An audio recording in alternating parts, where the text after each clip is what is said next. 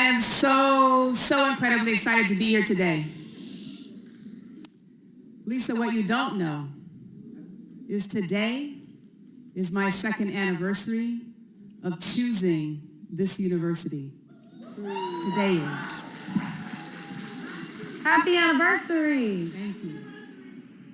So, when I came to this campus in Newport Beach, California 2 years ago, I stood up just out here in the audience somewhere. I stood up and I remember asking Lisa, what do you do when you've lost your calling? What do you do when you lost your calling? You see, the journey that took me to that point was one that was really unexpected. What brought me to that place, not knowing my calling anymore, was a series of events that I would never have really fathomed. One of them was I decided along the way that I wanted to make a difference and transform children's lives. And so as a mid-career professional, I came into the profession of teaching. I'd been a Marine. Hoorah. I'd been a Marine. I'd had a business. And I decided that the way that I could really impact the world was to become a teacher. And I became a teacher in DC public schools in Washington, DC. And I taught fifth grade. And in that time, I began to see that all of the skills, all of the gifts that I had been given, a degree from Harvard, an opportunity to walk with civil rights leaders, that I could take all of those and transform the lives of children. So I became a fifth grade teacher. Incredible, awesome. And in that journey, I began to realize that wasn't the only thing that I could do with all of the skills that I had. That there was more that I got to do. And so what was given birth was the first public charter school for boys in Washington, D.C. And I will tell you that elementary school was the only one. And I was the only one who jumped out, who stepped out and said, there's a different way that we can look at African American boys. And so I started that journey. Any of you in here who have founded a company, anyone, raise your hand, founded a company, you founded a school, anything, you know that you put that bad boy on your back and you start going, you start trudging. And that's what I did. But the mission was so awesome. We were going to prepare all of our little boys to enter and succeed in college. And we started with 3-year-olds.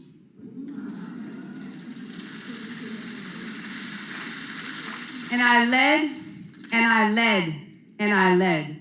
I led through the murder of one of my employees. I led through people saying, yes, we want to do this. Oh, no, not what you, no. You're too hard of a leader. And I led. And it was a lonely leadership journey. How many of you right now are in that lonely leadership journey? That lonely leadership journey had me one day standing at a fundraiser for a prominent senator, me and a small handful of people. And I was standing there with some orange juice, and I was talking and listening, and I was talking to some of my colleagues, and I had to lean in a little bit more because it was getting hard to hear them. And I remember my body kind of did one of these, and I reached out. And I remember these gray curtains come.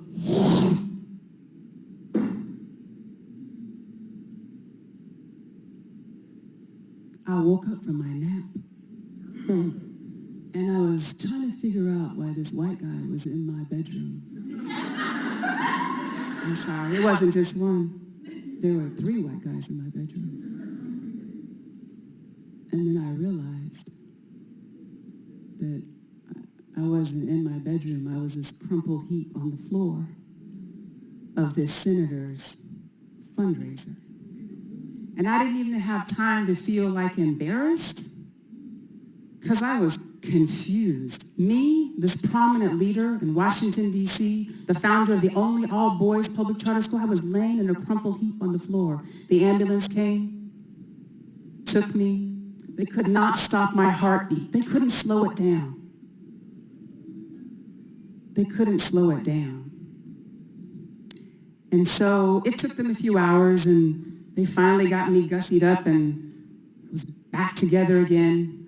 Went home, and I realized I had to take stock of my life in that moment.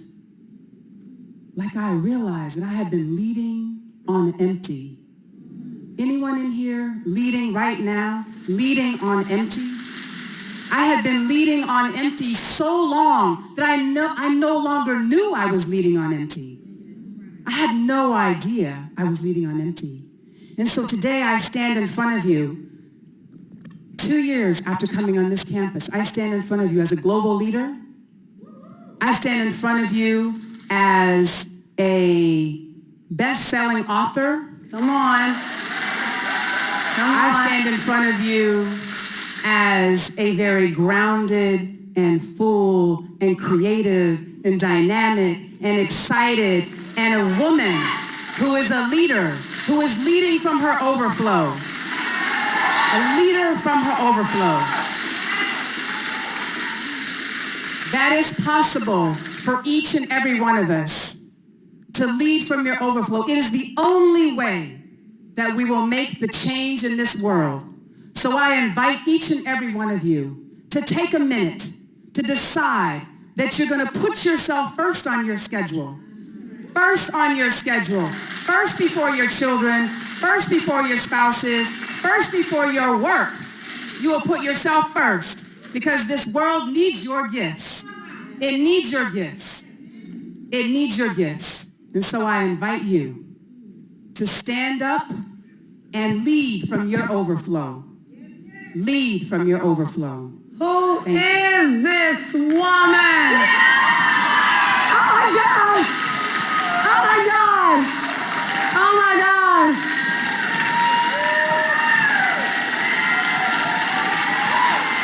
Oh my God!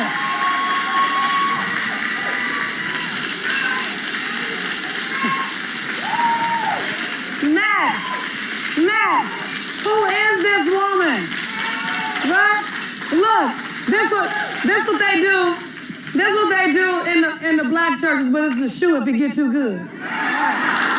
Right. I ain't gonna throw my shoe at you, but I sure throw a cut. What are you doing, girl? I love you. I'm proud of you.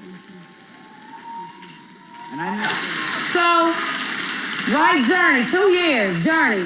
Now, I gotta tell you, you don't have to say anything, but she was not necessarily the most warm and fuzzy. And it's the business person, because she's a leader all day long. She'd be like, can you just skip past the damn hug and give me some more content? And so the show me wasn't there. Did she show a story? Did she show a story like a global leader would show a story? She showed a story. And I didn't know what she was gonna say. I just said, she didn't even know I was gonna call. I was like, I'm gonna tell you, say something. She's like, what? Whatever. I was like, that's what we're talking about, the dip, so do your thing. She's like, okay. So, you got the mic still? On August?